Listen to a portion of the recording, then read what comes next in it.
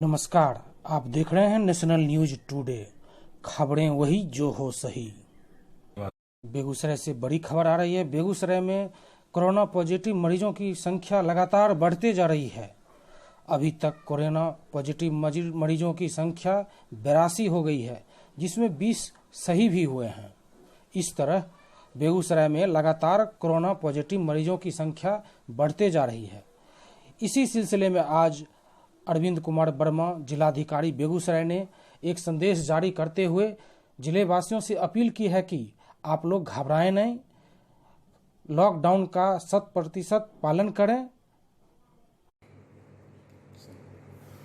मैं जिलाधिकारी बेगूसराय, मैं सभी ज़िले के निवासियों को बताना चाहता हूं कि आज हम लोगों के सैंपल भेजे गए थे जांच के लिए, उसमें से 12 मामले और पॉजिटिव आए हैं।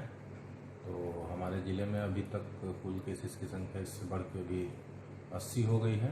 और 2 मामले ऐसे हैं जो कि एक बेगूसराय के रहने वाले हैं लोग, लेकिन एक अररिया में फिर उनका वहीं पे जॉब करते थे, वहाँ पे सैंपल लिया गया था। और एक सहरसा में ही है, वो वहाँ पे ट्रेन से आए थे सहरसा में, वहाँ पे सैंपल लिया गया है। और अभी तक 20 व्यक्तियों को यहाँ से उनको ठीक होने के बाद उनको डिस्चार्ज किया जा चुका है। अभी हमारे जो प्रवासी बेगूसराय के निवासी यहाँ पे आ रहे हैं, उनको ब्लॉक क्वारंटाइन सेंटर्स पे रखा जा रहा था। उसके पश्चात ये निर्णय हुआ कि जो ऐसे राज्य जहाँ पे ज़्यादा अभी कोरोना का संक्रमण ज़्यादा नहीं फैला है, उन राज्यों से आने वाले व्यक्तियों को हम लोग पंचायत स्तर पे और गांव स्तर के स्कूलों में उनको क्वारंटाइन में रखें। क्योंकि संख्या काफ़ी बढ़ रही थी, प्रखंड स्तर के क्वारंटाइन स्कूल्स बहुत जगह भर गए थे। और अभी वर्तमान में हमारे ज़िला में लगभग 12,500 हमारे बेगूसराय ज़िला में बाहर के लोग आ चुके हैं। और इनको विभिन्न प्रखंड स्तर के, पंचायत स्तर के और गांव स्तर के स्कूलों में इनको रखा जा रहा है। अब मैं सभी बेगूसराय के निवासियों से अनुरोध करता हूं कि आपके ही भाई बहन बच्चे हैं, जब बाहर से आते हैं, कुछ एक जगह गांव से शिकायत आई कि लोग, वहाँ के गांव के लोग उनको स्कूल में नहीं रहने देना चाहते थे। इसमें आपको बताना चाहता हूं कि अगर आप लोग सावधानी बरतेंगे, वहाँ पे स्कूल में उनसे मिलने नहीं जाएंगे और दूरी बना के रखेंगे, कम से कम 1 मीटर दूरी, और इस तरह की सारी सावधानियां बरतेंगे तो कोरोना संक्रमण फैलने की कोई संभावना नहीं है। तो हम लोगों को थोड़ा मानवता का परिचय देते हुए, अपने ही भाई बहन हैं जो वापस आ रहे हैं, प्रशासन के द्वारा जो भी स्कूल चिन्हित किया जाएगा उसके संचालन में आप लोग पूरा सहयोग करें। कुछ जगहों से हमारे मीडिया भाइयों के द्वारा कुछ जगहों के बारे में परीक्षा की जा रही थी कि वहाँ पे खाने की समस्या है। खास तौर पे सदर प्रखंड के पचम्भा गांव के बारे में बताया गया था। उसके संबंध में मैं क्लैरिफाई करना चाहता हूँ, चूँकि अभी हमारे प्रवासी भाइयों की संख्या बढ़ी है, तो प्रखंड क्वारंटाइन सेंटर से जब उनको गांव भेजा गया, गांव वाले स्कूल में, क्योंकि अब यहाँ पे भर गया था, तो गांव वाले स्कूलों में जब भेजा जा रहा था, तो वहाँ पे शुरू में जैसे ही वो लोग कल पहुँचे तो तुरंत उसकी व्यवस्था अंचलाधिकारी के द्वारा वहाँ पे नहीं पूरी व्यवस्था कर पाए थे वो। और अभी तत्काल उनको अलग स्कूल में शिफ्ट कर दिया गया है, वहाँ पूरा खाने पीने की सबकी व्यवस्था वहाँ करा दी गई है। और सभी अंचलाधिकारियों को निर्देश दिया गया है कि सभी गांव स्तर के जो स्कूल हैं, पंचायत स्तर के स्कूल हैं, उसमें अभी से ही रसोइया की टैगिंग कर लें और शिक्षकों को उसमें प्रतिनियुक्त कर दें, एडवांस प्लानिंग कर लें, ताकि जब भी कोई हम प्रवासी भाइयों को वहाँ पे भेजें तो उनको तुरंत वहाँ पे भोजन उपलब्ध हो सके और इस तरीके की भविष्य में कहीं पे कोई समस्या ना आने पाए कि कहीं पे हमारे मजदूर भाई पहुँच रहे हैं, उनको तुरंत खाना नहीं मिल पाए। तो सारे सावधानियाँ बरती जा रही हैं और हमारे जो मजदूर भाई और प्रवासी जो बाहर से आ रहे हैं, उनका भी प्रशासन के द्वारा पूरी प्रयास किया जा रहा है, उनको किसी तरह की असुविधा ना हो।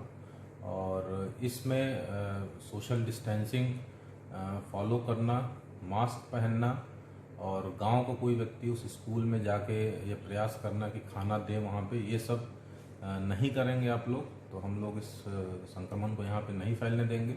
इसके अलावा स्कूल में रहने से, मैं पुनः दोहराऊंगा, स्कूल में रहने से किसी प्रकार की कोई समस्या नहीं होगी और कोरोना संक्रमण नहीं फैलेगा, तो अनावश्यक रूप से इसमें डरने की ज़रूरत नहीं है। और जिन जिन व्यक्तियों की वहाँ पे तबीयत खराब होगी या रैंडम रूप से भी हम लोग सैंपलिंग कराते रहेंगे, जो व्यक्ति पॉजिटिव आएंगे उनको जिला स्तर पर हम लोग आइसोलेशन में रखेंगे।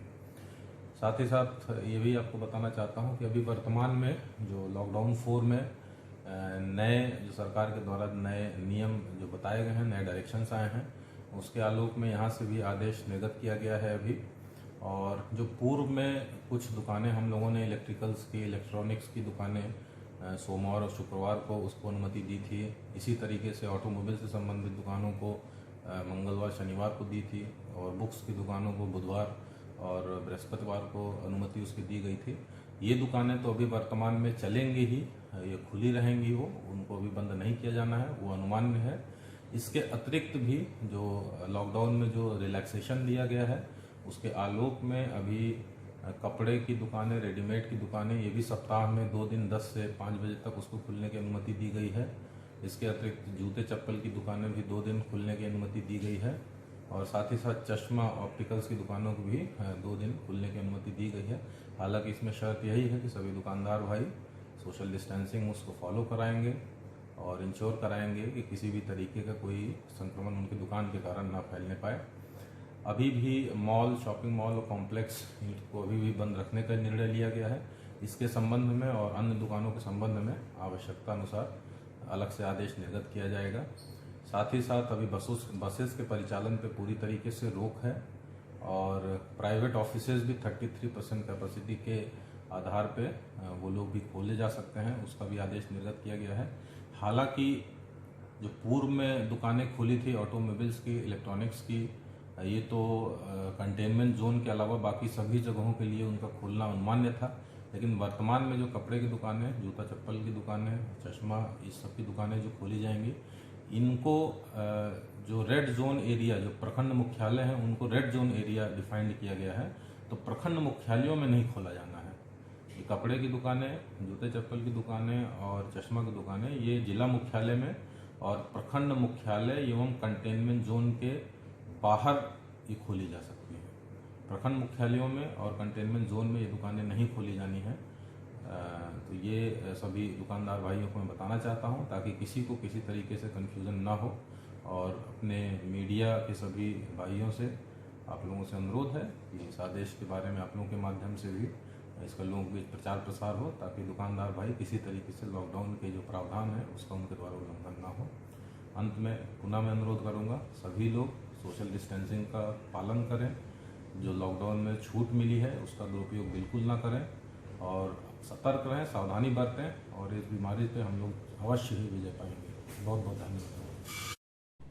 कृपया नेशनल न्यूज टुडे चैनल को सब्सक्राइब करें। Please subscribe national news today channel.